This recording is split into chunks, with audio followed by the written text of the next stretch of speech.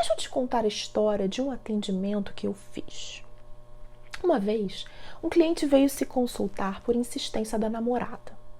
Ele mesmo achava que não havia nada de errado com ele. Ele veio com uma postura forte, agressiva e meio desconfiada, relatando que as pessoas o achavam violento, mas na verdade ele era sério, um lutador, e havia aprendido isso com seu pai. Homem de verdade não deve ficar de risinho por aí, repetia ele. Eu tive compaixão por aquele rapaz, imaginando como ele havia sido forjado e o que haveria por trás de tudo aquilo. Mas ele endeusava o pai, que já havia falecido há alguns anos e parecia uma grande referência, um exemplo de afeto. Eu até poderia investigar um pouco mais sobre esse pai se eu não tivesse visto lá atrás no diagnóstico das dores dele que não tinha nada a ver com o pai, e sim com a mãe. Havia vários elementos que indicavam a ausência da mãe.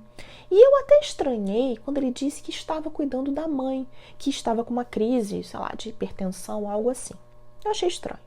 Para mim, estava claro que ele não tinha mãe. Aí eu perguntei um pouco mais e ele revelou que a mãe biológica havia falecido no parto e ele tinha sido adotado. Então, o diagnóstico estava certo, a mãe realmente havia falecido, a mãe biológica. Mas não parava por aí. Eu percebi que havia, ainda assim, um problema ali, e isso refletia em todo o emocional dele. Havia um traço de rejeição muito forte.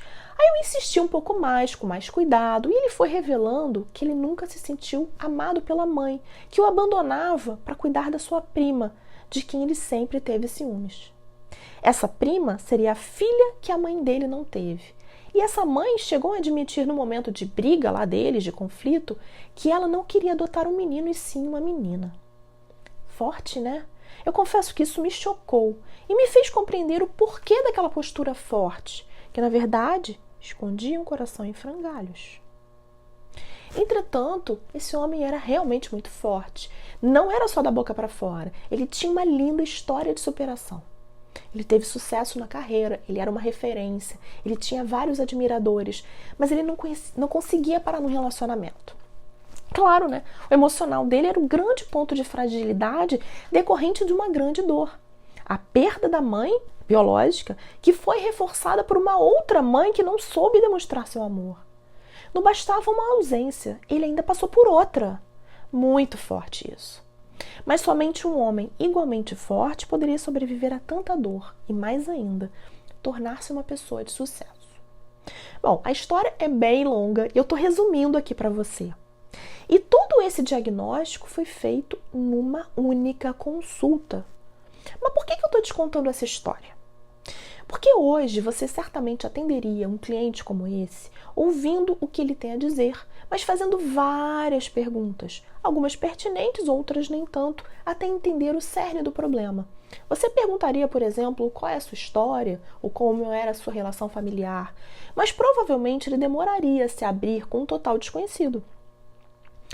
Imagina quanto tempo com essa abordagem você poderia demorar para, primeiramente, conquistar a confiança dele e, segundo, chegar à raiz das dores emocionais dele. Imagina o quanto de sofrimento você poderia gerar ao fazê-lo repetir essas histórias dolorosas do passado, fazendo reviver e reviver aquilo que, na verdade, ele veio tratar. A mudança de perspectiva que eu te proponho aqui visa ao diagnóstico das dores emocionais como um atalho eficiente para, inclusive, poupar muitos meses de dor. É como tirar um band-aid de uma vez só, sabe? Certeiro. E a partir daí você vai buscar alívio dessas dores, traçando sua própria abordagem de acordo com as ferramentas e a metodologia que você já utiliza. Essa mudança gera, inclusive, maior engajamento dos clientes e resultados mais rápidos e eficientes. E aí eu te pergunto, por que não começar hoje?